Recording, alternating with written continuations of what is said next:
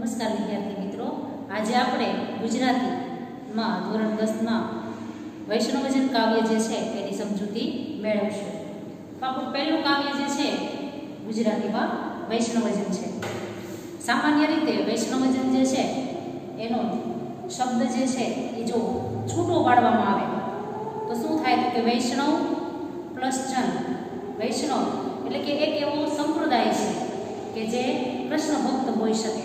કૃષ્ણ ભગવાનના ભક્ત હોય એને આપણે વૈષ્ણવ કહી શકીએ. તો જન એટલે લોકો. વૈષ્ણવજન એટલે સામાન્ય રીતે નરસિંહ મહેતા એવું કહે છે કે વૈષ્ણવજન એટલે વિષ્ણુ ભગવાનનું ભક્ત અથવા ભગવાનનો ભક્ત. બીજા અર્થમાં આપણે કેવું હોય તો એમ કહેવાય કે જે વિષ્ણુ ભગવાનની ઉપાસના કરે છે તેને આપણે વૈષ્ણવજન કહી શકીએ. તો પહેલાં આપણે આ વૈષ્ણવજન પદ જે છે એના કવિ છે નરસિંહ મહેતા. એના જન્મ પરિચયથી લઈ અને એની સમગ્ર માહિતી જે છે એ આપણે કાવ્ય સ્વરૂપે પ્રથમ મેળવીએ. તો એની પ્રસ્તાવના જે છે એ જોઈએ. વૈષ્ણવજન કાવ્ય, એમના કવિ છે નરસિંહ મહેતા. એમનો સમય જે છે એ ઈસવીસનની 15મી સદી એવો રાખવામાં આવેલો છે, કેમ કે એમના જીવનને આધારભૂત કોઈ માહિતી જે છે એ મળતી નથી. એટલા માટે એવું કહી શકાય કે આશરે 15મી સદી જે છે એમાં નરસિંહ મહેતા થઈ ગયા. તો નરસિંહ મહેતાનો જન્મ જે છે એ ભાવનગર જિલ્લાના તળાજા ગામમાં થયો હતો. એમની કર્મભૂમિ જુનાગઢ હતી. એટલે સામાન્ય રીતે એવું કહી શકાય કે નરસિંહ મહેતા જે છે એમનો જન્મ જે છે એ ભાવનગર જિલ્લાના તળાજા ગામમાં થયો અને એમની કર્મભૂમિ એટલે કે પોતે પોતાના જન્મસ્થળથી બીજા જુનાગઢ એવા શહેરમાં જઈ અને પોતે પોતાની કર્મભૂમિ બનાવેલી હતી. પોતે ત્યાં જઈ અને વસવાટ કરેલો હતો. એટલે એમની કર્મભૂમિ જે છે એ જુનાગઢ છે. એમના જીવન વિશે કોઈ આધારભૂત વિગતો મળતી નથી, કેમ કે એમનો પરિચય જે છે એમાં હાલ 15મી સદી એટલે કે એ સમયમાં એની જે કૃતિ જે છે એના કાવ્ય પદ છે એને આધારે એવું કહી શકાય કે નરસિંહ મહેતા જે છે એ આશરે 15મી સદીમાં થઈ ગયેલા હશે. એટલે કે એવી કોઈ વિગતે માહિતી જે છે એ મળતી નથી. તેઓ આદિ કવિ તરીકે જાણીતા છે. પરીક્ષામાં એક માર્કનો પ્રશ્ન જે છે એ પૂછાઈ શકે કે ભાઈ નરસિંહ મહેતા જે છે એ ક્યાં નામથી ઓળખાય છે? તો એને આદિ કવિ એવું બિરુદ આપવામાં આવેલું હતું. તેઓ એક ઉત્તમ ઉર્મી કવિ છે. તેમની શ્યામળ શ્યામ વિવાહ, હાર, હુંડી, મામેરું, શ્રાદ્ધ જેવી ચરિત્રાત્મક કાવ્ય રચનાઓ છે કે જે પોતાના ચરિત્રને આધારે ચરિત્રાત્મક કાવ્ય રચના જે છે એ પોતે એમને આપેલી હતી. એમના પદ જે છે એ પ્રભાતિયા એટલે કે વહેલી સવારે લોકો જે છે એ જે ભજન સ્વરૂપે ગાય છે એ પદને પ્રભાતિયા તરીકે ઓળખાવવામાં આવેલા છે. ચાતુરીઓ, હિંડોળાના પદ, વસંતના પદ, કૃષ્ણલીલાના પદ વગેરે તેમની કાવ્ય રચનાઓ છે. એમના પદોમાં ઉપનિષદ વાણીનું ભાષાબળ છે કે પોતાની કૃતિ જે છે એમાં ઉપનિષદમાં જે ભાષા આપેલી છે એવી જ વાણી જે છે એની દરેક કૃતિ જે છે એમાં જોવા મળે છે. હવે સમગ્ર કાવ્ય જે છે વૈષ્ણવજન એમાં નરસિંહ મહેતા જે છે એ એક સજ્જન પુરુષના લક્ષણો બતાવે છે કે સજ્જન પુરુષ જે છે એ કેવો હોય, કોને સજ્જન પુરુષ કહી શકાય. તો હવે કાવ્ય જે છે એમાં સજ્જન પુરુષના લક્ષણોને આધારે પોતે આગળ જે છે એ એની સમજૂતી આપે છે કે ભક્ત કવિ નરસિંહ મહેતા જે છે એના અનેક પદો જે છે એ સદીઓથી ગુજરાતી પ્રજાના હૈયે અને હોઠે વસેલા છે. કે આપણે જાણીએ છીએ કે આપણે નરસિંહ મહેતા જે છે એના પદો જે છે ધોરણ 9માં પણ શીખી ગયેલા. વૈષ્ણવજન પદ જે છે એ ગાંધીજીને અતિ પ્રિય હતું. એ પણ આપણે જાણીએ છીએ કે ગાંધીજી જે છે એને પોતે પોતાની આશ્રમ ભજનાવલી જે છે તેમાં આ વૈષ્ણવજન પદ જે છે એનો સમાવેશ કરેલો હતો કે પોતે જે છે એ પોતાના આશ્રમમાં આ પદ જે છે એ દર શુક્રવારે ગાતા અને હાલ પણ ગુજરાત વિદ્યાપીઠ જે છે એમાં પણ આ વૈષ્ણવજન પદ જે છે એને પ્રાર્થના સ્વરૂપે ગાવામાં આવે છે. તો એ કારણે ગુજરાત બહાર ભારત અને વિશ્વમાં પદ જે છે એ જાણીતું થયું છે.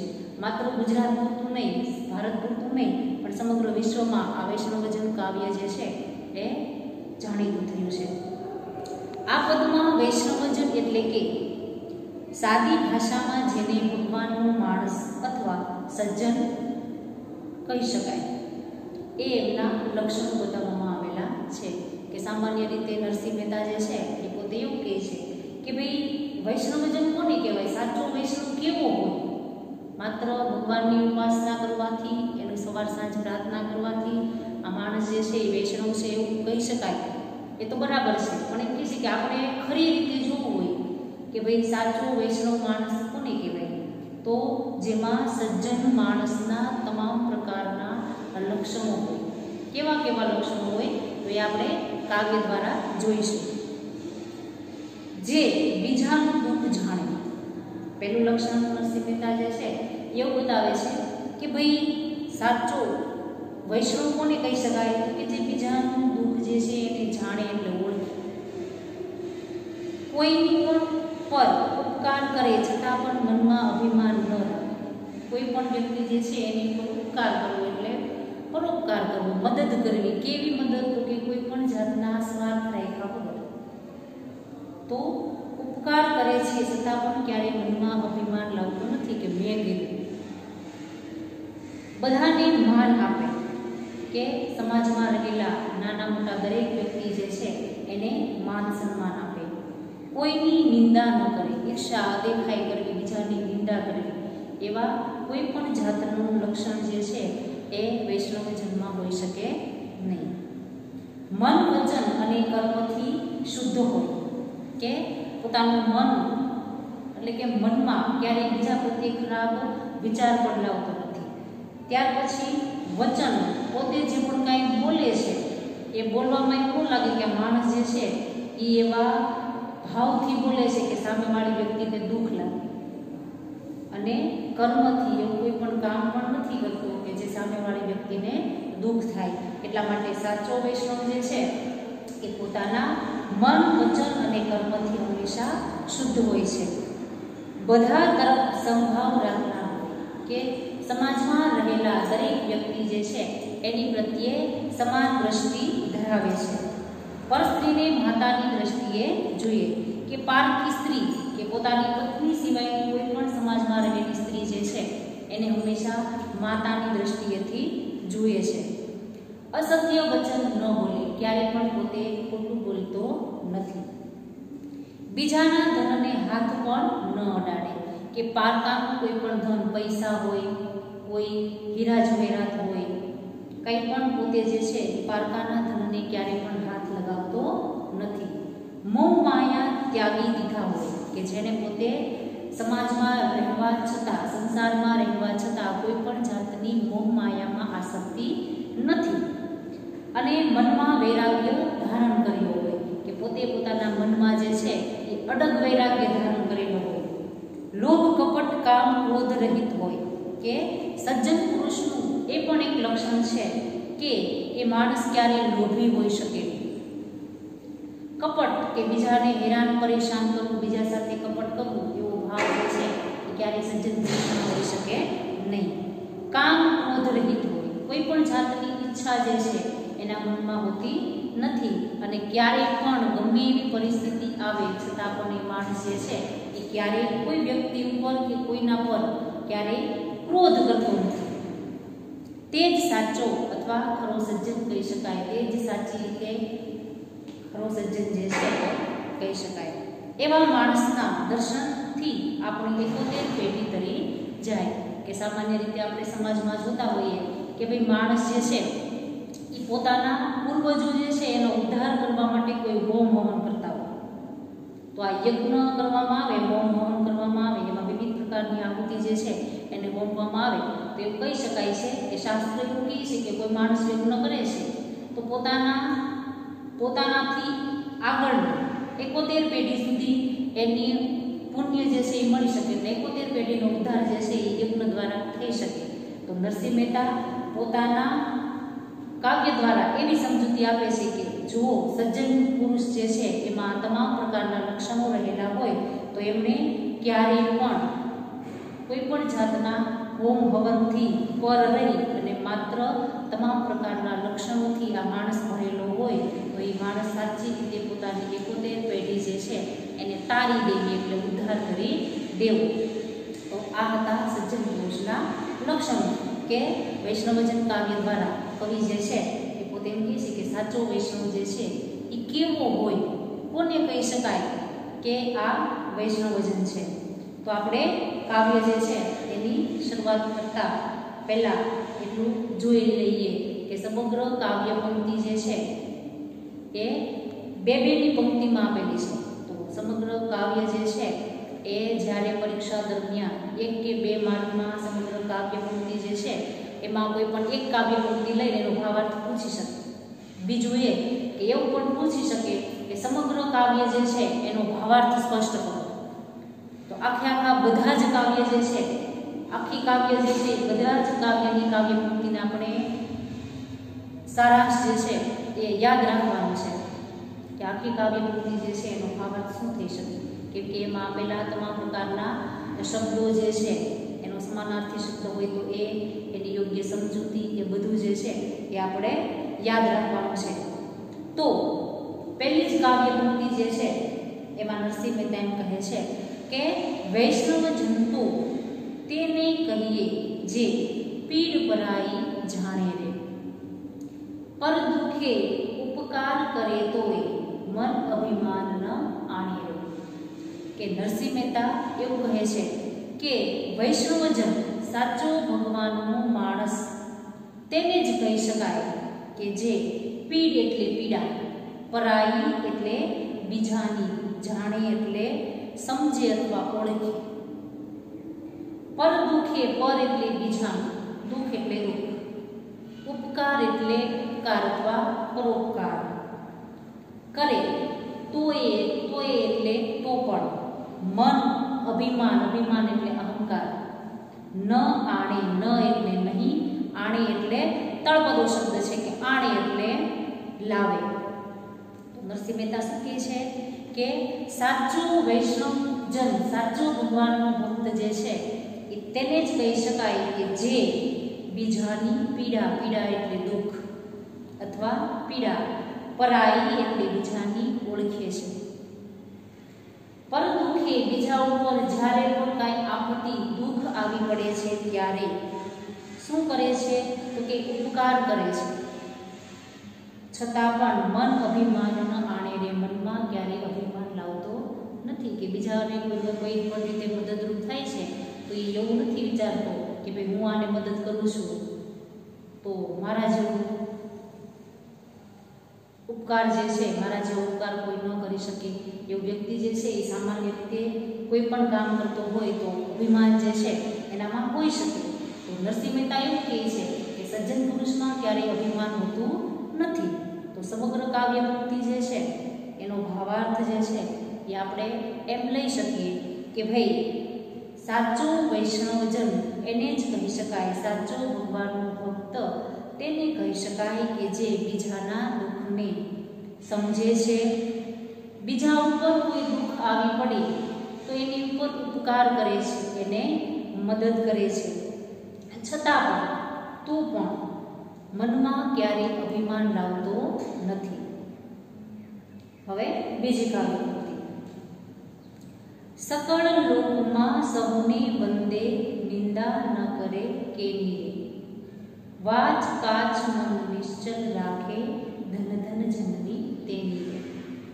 કે નરસિંહ મહેતા જે છે આપણે અગાઉ જોયું કે ભાઈ સજ્જન પુરુષ જે છે એમાં પેલું લક્ષણ શું હોઈ શકે તો કે વૈષ્ણવજન જે છે એને આપણે કહી શકીએ કે જે બીજાની પીડાને ઓળખે છે, એને ઉપર આવી પડેલા દુઃખ જે છે એને સમજે છે, બીજા ઉપર ઉપકાર કરે છે છતાં પણ મનમાં અભિમાન લાવતો નથી. ત્યાર પછી આગળ નરસિંહ મહેતા જે છે એવું કહે છે કે સકળ એટલે કે સમગ્ર, લોક એટલે કે વિશ્વમાં, સહુને એટલે બધાને, વંદે એટલે કે વંદન કરે છે, નિંદા ન કરે કેની રે, નિંદા ક્યારે પણ કેની, કેની શબ્દ જે છે એ તળપદો શબ્દ છે, કેની એટલે કોઈની. વાચ કાચ મન નિશ્ચલ રાખે, ધન ધન જનની તેની રે. કે નરસિંહ મહેતા જે છે એ પોતે શું કહે છે કે સાચો વૈષ્ણવ જે છે એના પછીનું એનું લક્ષણ છે કે સમગ્ર લોકમાં રહેલા મનુષ્ય જે માણસો જે છે એને પોતે વંદન કરે છે. પછી નાના હોય તોય ભલે, મોટા હોય તોય ભલે, પૈસાદાર હોય તોય ભલે, ગરીબ હોય તોય ભલે, રૂપવાન હોય તોય ભલે ને કુરૂપ હોય તોય ભલે, કોઈ પણ પોતાની સામે આવેલ દરેક વ્યક્તિ જે છે એને વંદન કરે છે, આદર કરે છે, માન સન્માન આપે છે. ક્યારેય પણ કોઈની નિંદા કરતો નથી. કે સમાજમાં રહેલા ઘણા બધા માણસો જે છે એ દરેક માણસ જે છે એ ક્યારેય સજ્જન હોઈ શકે નહીં, દરેક દુર્જન હોઈ શકે નહીં. કે માણસની અંદર કોઈને કોઈ ગુણ જે છે એ રહેલો જ હોય છે, સારી બાબત જે છે એ હોય જ છે. તો સજ્જન પુરુષ જે છે એવું નથી વિચારતો કે આ માણસ જે છે એ દુષ્ટ છે, ખરાબ છે, તો એમની સાથે ખરાબ વર્તન કરવું એમ નહીં, એને ખરો સજ્જન ન કહી શકાય. તો સાચો સજ્જન એને જ કહેવાય કે ક્યારેય પણ કોઈની નિંદા કરતો નથી, દરેક માણસ જે છે એને સમાન દ્રષ્ટિથી જોવે છે. વાચ કાચ મન નિશ્ચલ રાખે, વાચ એટલે વાણી, પોતે જે પણ બોલે છે એ બોલતી વખતે પોતે વિચારે છે કે હું જે પણ કંઈ બોલું છું એ સામેવાળી વ્યક્તિને ગમશે અથવા ગમે છે, મારી એવી કોઈ ભાષા છે કે જેનાથી સામેવાળી વ્યક્તિને દુઃખ પહોંચે છે. તો એ દરેક બાબતનું પોતે ધ્યાન રાખે છે. પોતાની વાણી જે છે એમાં મીઠાશ છે, આશીર્વચનો છે. એટલા માટે સજ્જન પુરુષની વાણી જે છે એ શુદ્ધ વાણી અને સામેવાળી વ્યક્તિ જે છે એને ગમે તેવું બોલે છે. કાચ, કાચ એટલે ચારિત્ર. અહીં જે છે વાત સાચી રીતે કાચ એટલે કાછડી એવો અર્થ થાય છે, પણ અહીં નરસિંહ મહેતા જે છે એ કાચ એટલે ચારિત્ર્ય એવો અર્થ કરે છે. એટલે કે ચારિત્ર. મન નિશ્ચલ રાખે, મન જે છે એ નિશ્ચલ, નિશ્ચલ એટલે પવિત્ર રાખે છે. એનું મન જે છે એ હંમેશા પવિત્ર હોય છે. ધન ધન જનની તેની રે, કે આવા સજ્જન પુરુષ જે છે એના ધન ધન, ધન ધન એટલે ધન્ય ધન્ય, જનની એટલે માતા, તેની રે કે તેની માતાને ધન્યવાદ છે કે આવા સજ્જન પુરુષને તેમણે જન્મ આપેલો છે. કે સકળ લોકમાં સૌને વંદે, સમગ્ર લોકમાં બધાને વંદન કરે છે, ક્યારેય પણ કોઈની નિંદા કરતો નથી. વાચ એટલે વાણી, કાચ એટલે ચારિત્ર્ય, મન નિશ્ચલ રાખે, મન પવિત્ર રાખે છે. પોતાની વાણી, પોતાનું ચારિત્ર્ય અને મન હંમેશા પવિત્ર રાખે છે. તેવા સજ્જન પુરુષની માતાને ધન્ય છે. ત્યાર પછી આગળ જો ત્રીજી કાવ્ય પંક્તિમાં નરસિંહ મહેતા જે છે એ શું કહે છે તો કે સમદ્રષ્ટિની તૃષ્ણા ત્યાગ, પરસ્ત્રી જેને માતરે, જીગવા થકી અસત્ય ન બોલે, પરદન નવ ઝાલે હાથ રે. સમદ્રષ્ટિ, સમ એટલે સરખી, દ્રષ્ટિ એટલે નજર, તૃષ્ણા એટલે ઈચ્છા, ત્યાગવી એટલે કે ત્યાગી દેવું, છોડી દેવું. પરસ્ત્રી, પર એટલે બીજાની, સ્ત્રી એટલે સ્ત્રી, માત એટલે માતા, જીહવા એટલે જીભ, અસત્ય એટલે કે ખોટું, ન એટલે નહીં, પરધન, પર એટલે બીજાનું, ધન એટલે સંપત્તિ અથવા ખજાનો, પૈસા, નવ એટલે નહીં.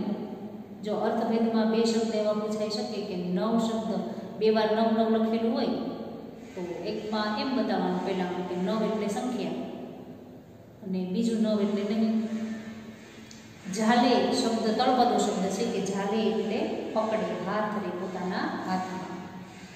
તો આગળ કવિ જે છે એ પોતે શું કહે છે કે સમદ્રષ્ટિને તૃષ્ણા ત્યાગી. સમદ્રષ્ટિ પોતાની પાસે આવેલ દરેક વ્યક્તિ જે છે એને પોતે સરખી નજરથી જુએ છે.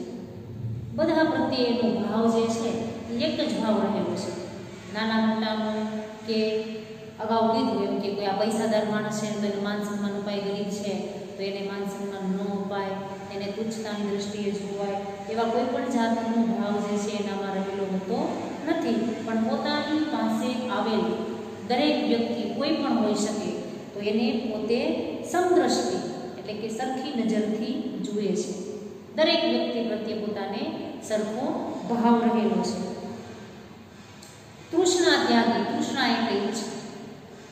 પોતાની ઈચ્છા જે છે એ માણસ જે છે એ સંસારમાં રહેલો હોય, એક ઈચ્છા જે છે એ પૂરી થઈ હોય તો માણસની અંદર બીજી ઈચ્છા ચાલે. તો શું કહે છે કે પોતે સંસારમાં રહેલો હોય છતાં પણ પોતાની ઈચ્છા જે છે એનો ત્યાગ કરેલો હોય. પરસ્ત્રી જેને માતરે.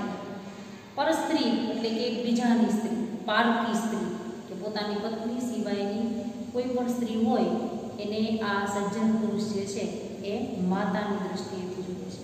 કે જો સાચા સજ્જનના લક્ષણોમાં કવિ જે છે એ પોતે એવું જ કહે છે કે સજ્જન પુરુષ એટલે કોઈ સાધુ કે મહાત્મા એવું સજ્જન હોય જ. સજ્જન પુરુષ એમ ન કહેવાય કે પોતે સંસાર છોડી કોઈ જંગલમાં જઈને કોઈ તપ કરવા જાય છે, ભગવા વસ્ત્રો પહેરે છે, એ તો સજ્જન હોય જ શકે. પણ સંસારમાં રહેલો સજ્જન પુરુષ કોને કહેવાય? એ માણસ જે છે એ ખરી દ્રષ્ટિએ સજ્જન કેવો છે એ નરસિંહ મહેતા પોતે સંસારમાં રહેલા સજ્જનની વાત કરેલી છે કે જે પોતે પર સ્ત્રીને હંમેશા માતાની દ્રષ્ટિએથી જુએ છે. કે તમને અવારનવાર પરીક્ષા જે છે એમાં એવું પૂછાઈ શકે કે પર સ્ત્રી જેને માત્રે આપેલી કાવ્ય પંક્તિ જે છે એનો ભાવાર્થ સ્પષ્ટ કરો અથવા સમજૂતી આપો. તો આપણે એને ઉદાહરણ આપીએ અને સરસ રીતે સમજાવવાની છે કે પર સ્ત્રી જેને માતરે તો એને આપણે કઈ રીતના સમજાવશું? તો કે સામાન્ય રીતે એમ કહેવાય કે કોઈ સજ્જન પુરુષ જે છે એ પોતાની પત્ની સિવાયની કોઈ પણ સ્ત્રી હોય એને માતાની દ્રષ્ટિએથી જુએ છે, આદર માન સન્માન આપે છે.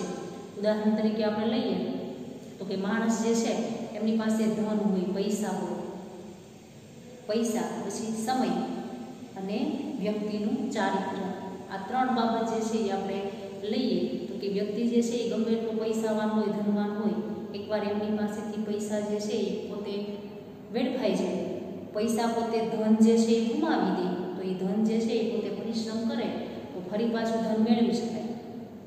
એવી રીતના સમય જે છે એ જો ગુમાવી દે તો ઘણું બધું ગુમાવી દે. એકવાર હાથમાંથી પસાર થયેલો સમય જે છે એ ફરી પાછો ક્યારેય મળતો નથી. તો કવિ જે છે એમ કહે છે કે ધન જે છે એ વ્યક્તિ ગુમાવી દે તો એને કોઈ એવી દુઃખ લગાડવાની વાત નથી, પણ પૈસા ફરી પાછા મેળવી શકે છે. કે ધન જે છે એ ગુમાવે છે તો એમાં કોઈ દુઃખની બાબત નથી. સમય જે છે એ જો માણસ ગુમાવી દે તો ઘણું બધું ગુમાવી દે. અને ત્રીજું છે કે ચારિત્ર્ય, વ્યક્તિ જે છે એ જો ચારિત્ર્ય ગુમાવી દે તો પોતાનું સર્વસ્વ ગુમાવી દે છે. તો કવિ જે છે એ ઉદાહરણના આધારે કહે છે કે પરસ્ત્રી જેને માતરે કે હંમેશા સજ્જન પુરુષ જે છે એ સમાજમાં રહેલી દરેક સ્ત્રીને હંમેશા માતાની દ્રષ્ટિએથી જોઈએ છે. ત્યાર પછી એનો આપણે ભાવાર્થ જોઈએ કે સમદ્રષ્ટિની તૃષ્ણા ત્યાગી. સજ્જન પુરુષ જે છે એ સમ એટલે કે સમાજમાં રહેલા દરેક માણસ પ્રત્યે સમદ્રષ્ટિ એટલે કે સરખી નજર રાખે છે. નજર રાખવી એટલે દરેક વ્યક્તિ પાસે સરખો ભાવ રાખવો. તૃષ્ણા ત્યાગ એટલે કે પોતાની ઈચ્છા જે છે એનો હંમેશા ત્યાગ કરેલો છે. પરસ્ત્રી જેને માતરે કે સમાજમાં રહેલી દરેક સ્ત્રી જે છે એ એમની માતા સમાન છે. જીહવા, જીહવા એટલે જીભ, થકી એટલે કે જીભથી અસત્ય ન બોલે, ક્યારેય પણ પોતે પોતાના જીભથી ખોટું બોલતો નથી. પરધન, પરધન એટલે પર એટલે બીજાનું, ધન એટલે ધન, પૈસા. પરધન બીજાના હાથને, બીજાના ધનને હાથ પણ પોતે અડાડતો નથી. ન એટલે નહીં.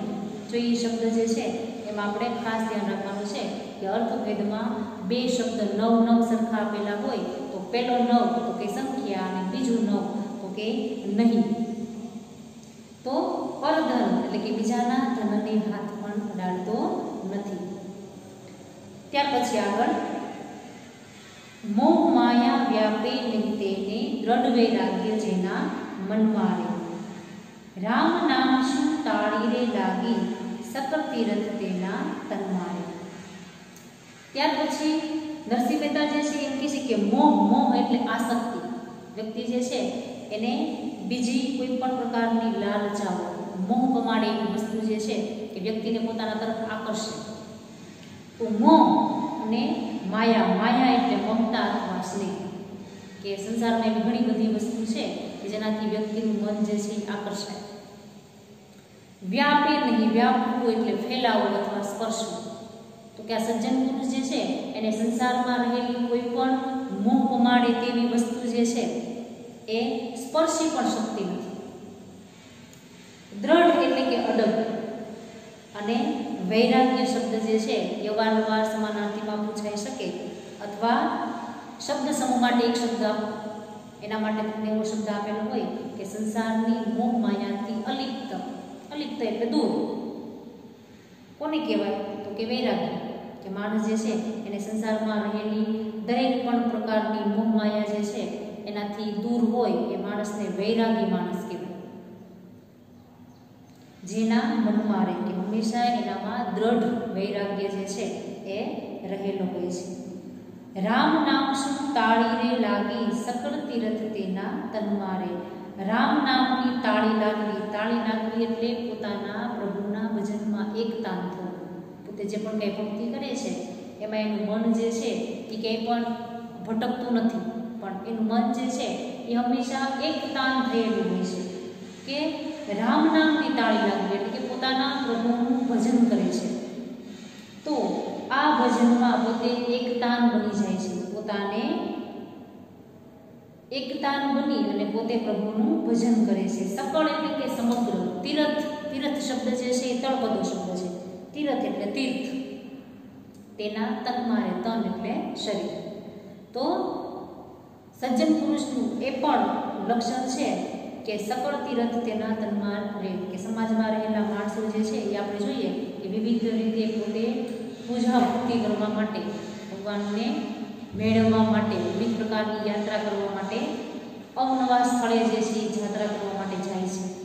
તો એને તીર્થગીરું કહેવાય કે તીર્થમાં ગયા છે, આપણે યાત્રા કરવા માટે ગયા છે એવા શબ્દ વાપરતા હોઈએ. તો કહે છે કે સજ્જન જે પુરુષમાં આવા લક્ષણો છે એ માણસે કંઈ યાત્રા કરવાની, તીર્થ કરવાની એવી કોઈ જરૂરિયાત છે નહીં. તો કે એના શરીરમાં જ છે. સંપૂર્ણ પ્રકારના માણસમાં આટલા લક્ષણો હોય એ માણસે ક્યાંય તીર્થ કરવાની જરૂર છે નહીં, પણ એની અંદર જ આ બધા તીર્થ સ્થાનો જે છે એ વસેલા છે. તીર્થ સ્થાન વસવું એનો મતલબ એમ કે એની અંદર જ ખુદ પ્રભુ છે, કે જેનામાં આ તમામ પ્રકારના ગુણો રહેલા છે, લક્ષણો રહેલા છે. તો નરસિંહ મહેતા જે છે એ આ કાવ્ય દ્વારા શું કહે છે કે મોહ માયા વ્યાપે નહીં તેને. આ સજ્જન પુરુષ જે છે એને કોઈ પણ જાતની મોહ માયા, મોહ એટલે આસક્તિ, માયા એટલે મમતા, કોઈ પણ જાતની મોહ માયા જે છે એ સ્પર્શી શકતી નથી. દ્રઢ એટલે કે અડગ. વૈરાગ્ય એટલે સંસારની મોહ માયાથી અલિપ્ત રહેવું. કે સંસારમાં રહેલી એવી ઘણી બધી મોહ માડે એવી વસ્તુ હોય, વ્યક્તિ જે છે સમાજમાં રહેતો હોય, વિવિધ પ્રકારના લક્ષણો જે છે એ ધરાવતો હોય, તો એમાં મોહ જે છે એ પણ વ્યક્તિને આકર્ષી શકે. તો નરસિંહ મહેતા જે છે એ પોતે એવું કહે છે કે સંસારની કોઈ પણ જાતની મોહ માયા જે છે એ આ સજ્જન પુરુષને સ્પર્શી પણ શકતી નથી. એ હંમેશા પોતાના પ્રભુ ભજનમાં જ એકતાન થયેલો રહે છે. સકળ તીર્થ તેના તનમાં રહે. એટલા માટે સમગ્ર તીર્થ જે છે એ એના શરીરમાં રહેલા છે. કે આ સજ્જન પુરુષ જે છે પોતાની મોહ માયા, આસક્તિ અને માયા એટલે મમતા અથવા સ્નેહ જે છે એ સ્પર્શી શકતા નથી. આ સજ્જન પુરુષને કોઈ પણ જાતની મોહ માયા સ્પર્શી શકતી નથી. અડગ વૈરાગ્ય એના મનમાં રહેલો હોય છે. પોતાના પ્રભુ ભજનમાં હંમેશા એકતાન થયેલો હોય છે. સમગ્ર તીર્થ જે છે એના શરીરમાં રહેલા હોય છે. તેને જ સાચો સજ્જન કહી શકાય, સાચો વૈષ્ણવ કહી શકાય. ત્યાર પછીની છેલ્લી કાવ્ય પંક્તિ છે, એમાં નરસિંહ મહેતા જે છે એ શું કહે છે કે વણલોભીની કપટ રહિત છે, કામ ક્રોધ નિવાર્યા રે, ભણે નરસૈયું તેનું દર્શન કરતા, કુળ 71 તાર્યા. એ સમગ્ર કાવ્ય જે છે એ દ્વારા નરસિંહ મહેતાએ વિવિધ પ્રકારના લક્ષણો જે છે એની સમજૂતી આપી કે ભાઈ સજ્જન પુરુષ જે છે એ કેવો હોઈ શકે, કોને સજ્જન પુરુષ કહી શકાય. તો એમાં છેલ્લે પોતે શું કહે છે કે વણલોભી એટલે કે લોભ વગર, એના મનમાં બીજાની વસ્તુ લઈ લેવી, લીધા પછી પાછી ન આપવી, લોભ કરે, પોતાની વસ્તુ જે છે એને પણ લીધેલી હોય છતાં પણ પોતે જે છે એ લોભ કરે છે. કપટ રહિત છે, કોઈ પણ પ્રકારનું કપટ જે છે એ આ સજ્જન પુરુષમાં હોતું નથી. કામ ક્રોધ, કામ એટલે વાસના અથવા ઈચ્છા. સંસારમાં રહી મેં અગાઉ કીધું એમ કે માણસ જે છે એને ઘણી બધી મોહ કમાડે એવી વસ્તુ હોય. આ વસ્તુ જે છે એને મેળવવાની વ્યક્તિની અંદર એક ઈચ્છા થાય, તો આ સજ્જન પુરુષ જે છે એને કામ એટલે વાસના અથવા ઈચ્છા. અને ક્રોધ એટલે ગુસ્સો. માણસ સ્વભાવ જે છે અવારનવાર જે છે એ ગુસ્સે થતો હોય. નાની વાતમાં અમુક લોકો જે છે એ વારંવાર ગુસ્સે થતા હોય. તો સજ્જન પુરુષ જે છે એને પોતે એના ઉપર કાબુ મેળવેલો છે.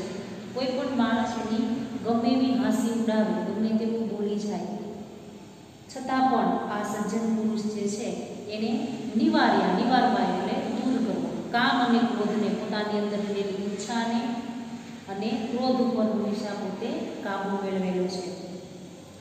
ભણે નરસૈયું તેનું દર્શન કરતા. ભણે શબ્દ જે છે એ તળપદો શબ્દ છે. ભણે એટલે કહે. નરસૈયું એટલે નરસિંહ મહેતા સમગ્ર કાવ્ય દ્વારા છેલ્લે પોતે એમ કહે છે કે તેનું દર્શન કરતા. કોનું દર્શન કરતા? તો કે આવા સજ્જન પુરુષનું દર્શન કરતા. કુળ 71 તાળ્યા રે, કે આવા સજ્જન પુરુષનું માત્ર દર્શન થઈ જાય, એકવાર જોવાઈ જાય. લક્ષણો આવવાની તો પછીની વાત છે, પણ આવા સજ્જન પુરુષ માત્ર વ્યક્તિને મળી જાય તો એની 71 પેઢી જે છે એ તરી જાય છે. મેં તમને અગાઉ સમજૂતીમાં કીધું એમ કે માણસ જે છે એની 71 પેઢી જે છે ક્યારે કરી શકે? તો કે પોતેના માટે, એના ઉદ્ધાર માટે વિવિધ પ્રકારના યજ્ઞ કાર્યો કરે. તો આ યજ્ઞ કાર્ય દ્વારા વ્યક્તિ જે છે જે પણ કંઈ પુણ્ય કામ કરે છે એની 71 પેઢી સુધી પહોંચી શકે, એના પૂર્વજો અગાઉ.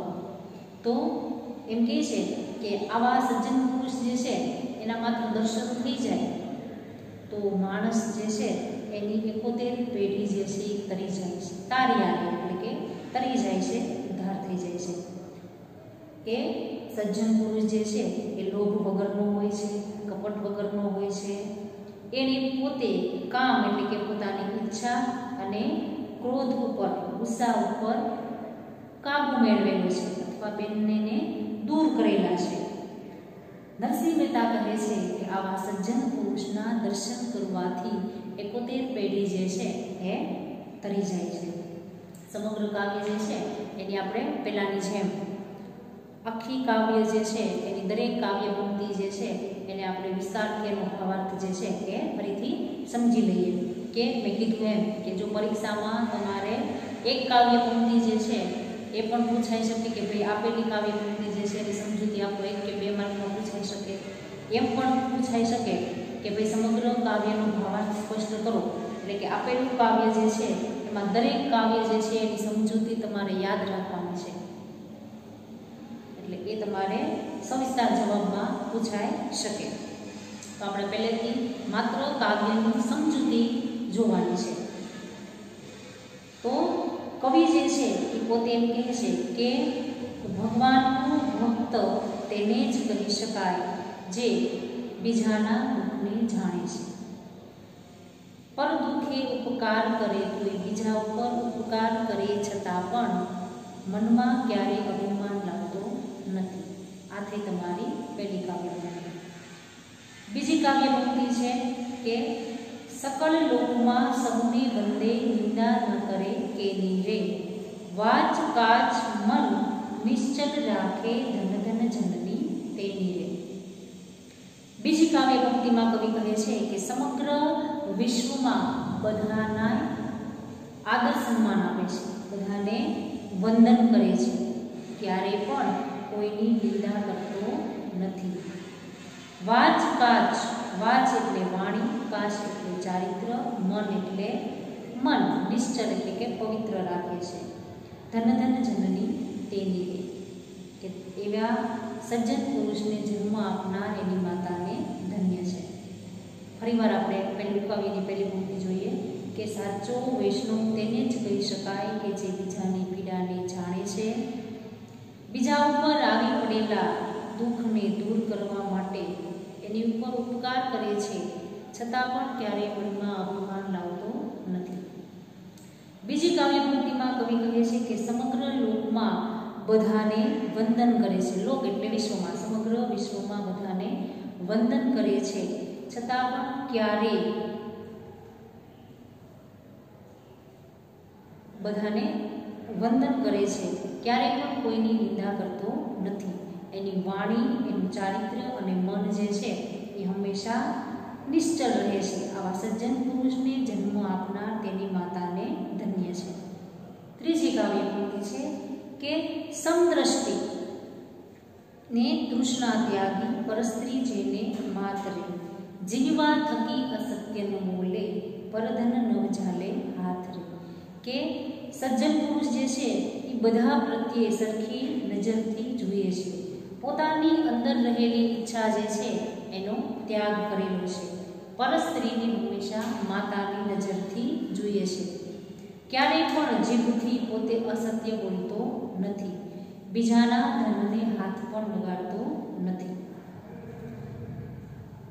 ત્યાર પછી આગળ જોઈએ કે મોહ માયા વ્યાપે નહીં તેને દ્રઢ વૈરાગ્ય જેના મનમાં રે રામ નામ શું તાળી રે લાગી સકળ તીરથ તેના તનમાં રે કે સજ્જન પુરુષ જે છે એને મોહ માયા જે છે એ સ્પર્શી શકતા નથી, જેના મનમાં અડગ વૈરાગ્ય જે છે એ રહેલો છે, રામ નામની તાળી લાગવી એટલે કે પ્રભુ ભજનમાં હંમેશા એકતાન થયેલો છે, આવા સજ્જન પુરુષના શરીરમાં બધા જ તીર્થ સ્થાનો વસેલા છે। ત્યાર પછી આગળ વનલોભીને કપટ રહિત છે કામ ક્રોધ નિવાર્યા રે ભણે નરસૈયું તેનું દર્શન કરતા કુળ એકોતેર તાર્યા રે કે છેલ્લે કવિ જે છે એ પોતે કહે છે કે આવો સજ્જન પુરુષ જે છે એ લોભ વગરનો હોય છે, કપટ વિનાનો હોય છે, પોતે પોતાની કામ એટલે ઈચ્છા અને પોતાની ક્રોધ એટલે ગુસ્સા ઉપર કાબુ મેળવેલો છે અથવા કામ ક્રોધ જે છે એને દૂર કરેલા છે। નરસિંહ મહેતા કહે છે કે આવા સજ્જન પુરુષના માત્ર દર્શનથી આપણી 71 પેઢી જે છે એ તરી જાય છે। તો આપણી કાવ્ય જે છે એ અહીંયા પૂરું થાય છે। તો સમગ્ર કાવ્ય દ્વારા નરસિંહ મહેતા જે છે એ એવું પોતે જણાવે છે કે સાચા સજ્જન પુરુષના લક્ષણો જે છે, સાચો સજ્જન કોને કહી શકાય એના તમામ પ્રકારના લક્ષણો જે છે એ આ કાવ્ય દ્વારા સમજૂતી મેળવવામાં આવેલી છે। હવે આ કાવ્ય જે છે એમાં આપેલા દરેક શબ્દ જે છે એ આપણે પાછળ બોર્ડ જે છે એમાં લખેલા છે। તો એને આપણે જોઈએ તો કે પહેલો ટોપિક જે છે એ સમાનાર્થી શબ્દ છે। તો સમાનાર્થી શબ્દ જે છે એમાં પહેલો છે શબ્દ નિત્ય, નિત્ય એટલે દરરોજ અથવા હંમેશા। બીજો શબ્દ છે કે ચરણ, અચરણ એટલે પગ, જન, જન એટલે માણસ, મનુષ્ય અથવા માનવ પણ થઈ શકે, પીડ, પીડ એટલે પીડા, વેદના અથવા દુઃખ, સકળ, સકળ એટલે કે સમસ્ત અથવા તમામ, ત્યાર પછી છે કે દ્રષ્ટિ એટલે નજર અથવા ધ્યાન.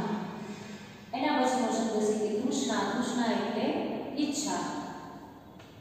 આગળ જોઈએ સમાનાર્થી શબ્દ કે માત. માત એટલે માતા અથવા જનની, જનેતા.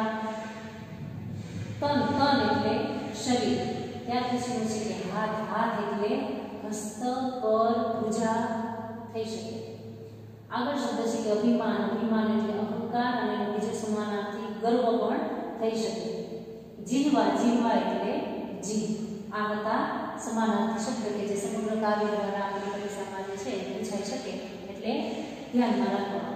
હવે પછી શબ્દ જે છે એ વિરુદ્ધાર્થી શબ્દ આપેલા છે કે પહેલો વિરુદ્ધાર્થી શબ્દ છે કે સત્ય તો અસત્ય. ત્યાર પછીનો શબ્દ છે કે ઉપકાર.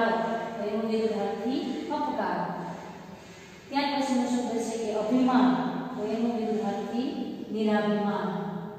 ત્યાર પછીનો વિરુદ્ધાર્થી શબ્દ છે કે લોભી. તો વનલોભી. હવે આ હતા આપણા સમાનાર્થી ને વિરુદ્ધાર્થી શબ્દ. હવે આગળ શબ્દ આપેલા છે કે તળપદા શબ્દ. કે અગાઉ મેં કાવ્ય દ્વારા તમને કીધેલું છે. એ સિવાયના તળપદા શબ્દ અને એમાં આવેલા તળપદા શબ્દ જે છે એ અહીં આપેલા છે. આણે. આણે એટલે લાવે. ઝાલે. ઝાલે એટલે પકડે. ધન. ધન એટલે ધન્ય.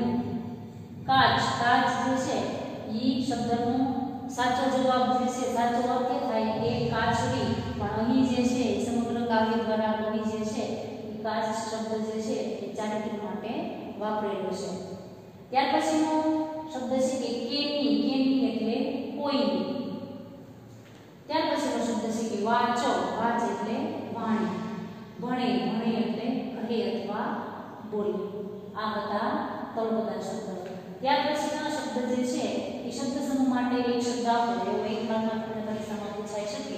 તો એવા શબ્દ જે છે એ આપેલા છે. તો શબ્દને આધારે એને શબ્દ સમૂહ બનાવેલો છે. તો આપણી બુક જે છે આપણું કાવ્ય જે છે એમાં વનલોભી શબ્દ આપેલો છે. લોભ વગરનો એવો શબ્દ નથી. તો વનલોભી કોને કહી શકાય કે જેની અંદર કોઈ પણ જાતનો લોભ નથી તે એમ પણ પૂછાઈ શકે. અને એમ પણ કહી શકાય કે લોભ વગરના. તો વનલોભી. બીજો શબ્દ છે કે કપટ વિનાનું. તો કપટ રહિત. ત્રીજો શબ્દ સમૂહ છે કે વિષ્ણુ ભક્ત અથવા ભગવાનનો ભક્ત કહી શકાય. તો એને વૈષ્ણવ છે. આખું જગત કે સકળ લોક અથવા સમગ્ર લોક જે છે સગુણ લોક જે છે એ પણ કહી શકાય. જે સૌને સમાન રીતે જોઈએ છે તે. તો એને સકળ લોક કહી શકાય. બરાબર. આ બે સમાનાર્થી શબ્દ જે છે એ બેના જવાબ જે છે કેમાં છે એક સરખા. કે બે એમ પૂછે કે આખું જગત તો પણ એમ કહેવાય કે સકળ લોક. એમ પૂછે કે જેને જે સૌને સમાન રીતે જોઈએ છે તે કે સકળ લોક. બધાને પોતે કેવી રીતના જોઈએ છે કે સકળ લોક. હવે અહીંયા આપણું કાવ્ય જે છે એ પૂરું થાય છે. પાછળ તમને જે પણ કંઈ શબ્દ આપેલા છે એ તમારે તમારી બુક જે છે આપણે વ્યાકરણની એમાં લખી નાખવાના. અને આ શબ્દ સિવાયના જે પણ કંઈ તમને હોમવર્ક જે છે એ આપણે આના પછી જે છે એ હોમવર્ક તમને PDF ફાઇલ દ્વારા હોમવર્ક આપવામાં આવશે. અને એ હોમવર્ક આપેલું છે એના પછી તમને સ્ટડી મટીરિયલ આપવામાં આવશે. તો એ સ્ટડી મટીરિયલ જે છે એમાંથી એ જવાબ જો મળે તો એમાંથી મેળવી અને જવાબ તમારે કાવ્યના આધારે લખી અને રાખવાના છે. બરાબર.